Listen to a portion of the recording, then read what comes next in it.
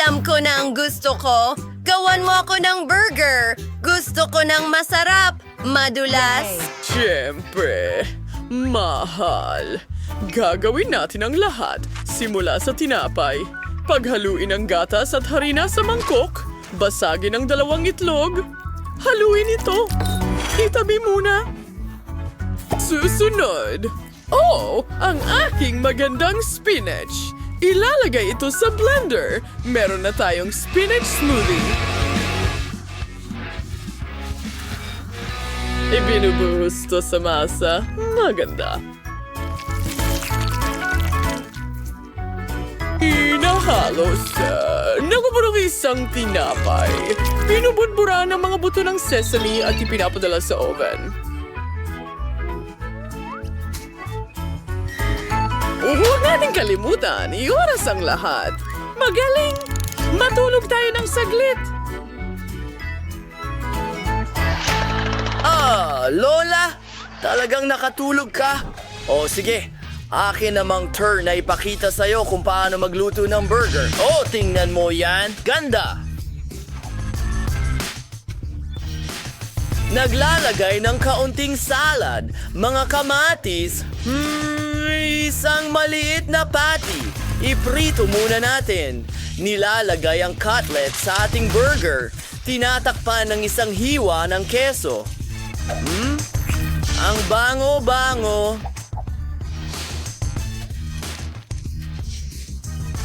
At maglalagay ng ketchup.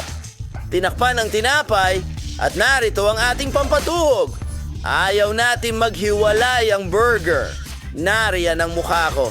5 mini burger na ang natapos natin. Oh, ang ingay. Orasan iyon. Handa na ang buwan. Amoy kamangha-mangha. Aba, aba, aba.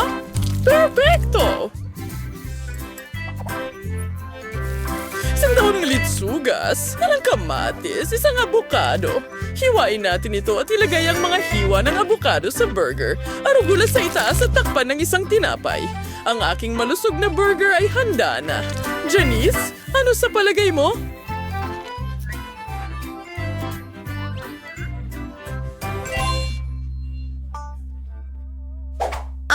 Oo. Alam ko ang gusto ng maliit kong kapatid. Nakaisip ako ng magandang ideya. Gagawa ako ng jelly burger. Meron akong maraming gummy dito. Oh, oo. Hatiin natin ito sa mga mangkok. Kumuha ng hairdryer at tunawin ang lahat.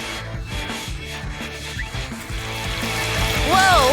Handang-handa na ang ating marmalade slime. Pwede kong gawin kung ano man gusto ko mula rito.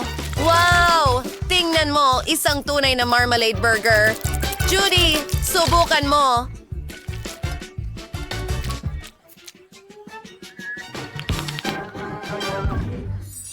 Wow!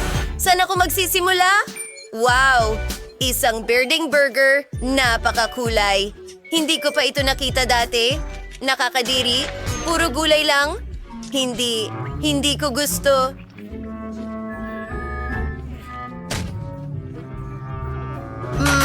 Paano naman ito? Astig, isang gummy na burger. Oh, mahirap kagatin at hindi talaga masarap.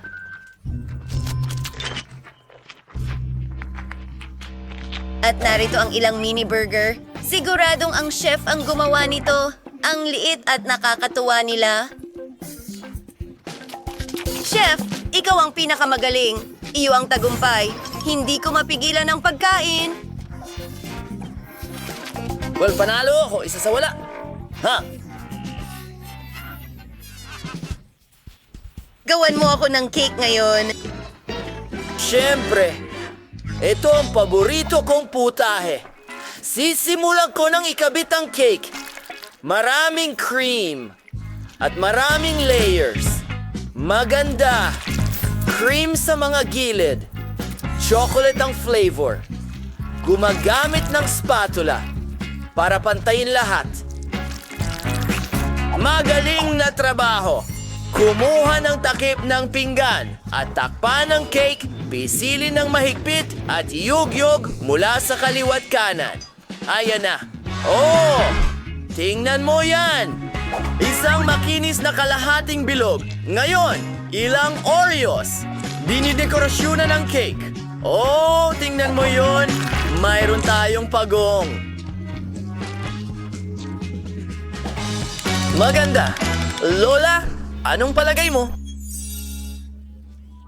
Hindi masama, pero gagawin ko pang mas maganda. Inaalis ko ang sobra mula sa cake. Ayos! Gumagawa ako ng ulo at buntot.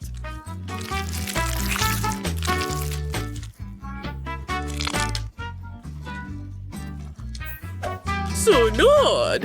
Kailangan natin ng tsokolate. Kailangang tunawin ito. Tingnan mo yan.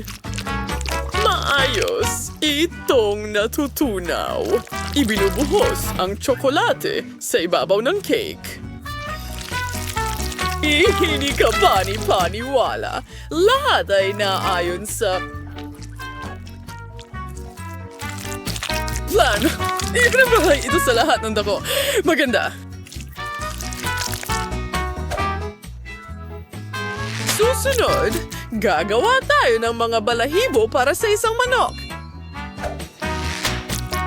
Napakaganda! Talagang perpekto! Siyempre, hindi namin kakalimutan ang mga detalye. Oo, napakaganda niyan! At bawat manok ay dapat may sorpresa. Tadam! Nagawa ni Lola.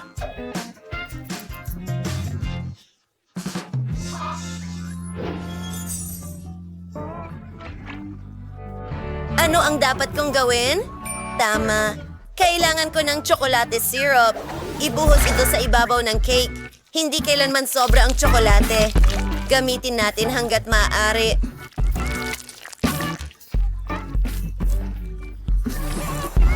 Ayos! Kumuha ng spray can na may freezing effect. Isprayan ng cake. Dapat itong tumigas na tsokolate. Kailangan natin ng mga tainga. Tingnan mo. Ito ay kuting. Magdagdag tayo ng mga bulaklak, bigote, at perpekto! Napapashock ako. Ginawa mo ba talaga lahat ito para sa akin? Gusto ko itong tikman. Simulan natin sa cake na kuting na ito. Ang kulay ay makulay, masarap at matamis. Tuloy na tayo. Alin ang pipiliin ko? Alam ko na, itong cake na pagong. Astig ang mga dekorasyon na Oreo. At ang mismong cake?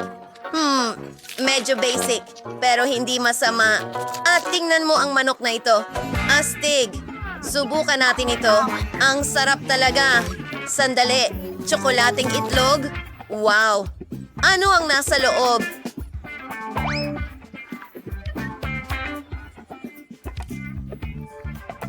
Walang paraan. Isang laruan. Ang galing.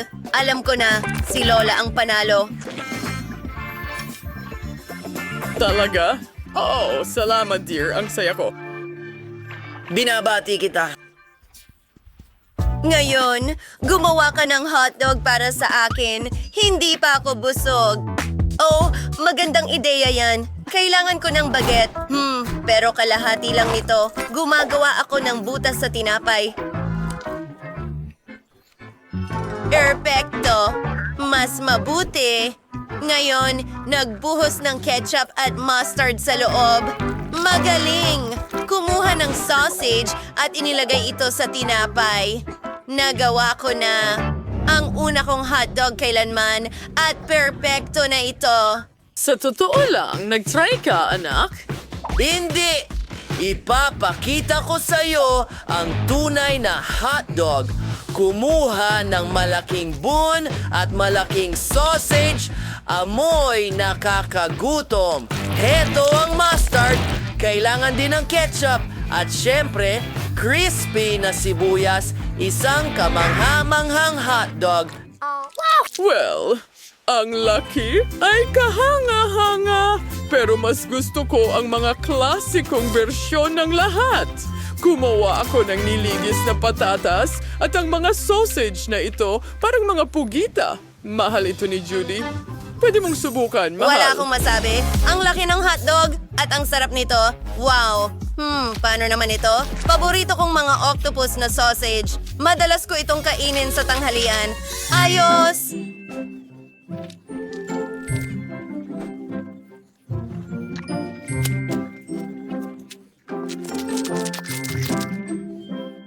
Paano naman ito? Well, medyo malungkot ito.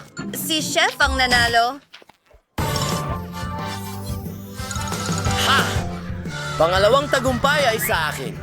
Aminin mong nauna ako sa'yo. Salamat. Mga kaibigan, siguraduhin i-like ang video na ito, mag-iwan ng komento sa ibaba at huwag kalimutang mag-subscribe sa aming channel. Kita-kits sa susunod. Paalam!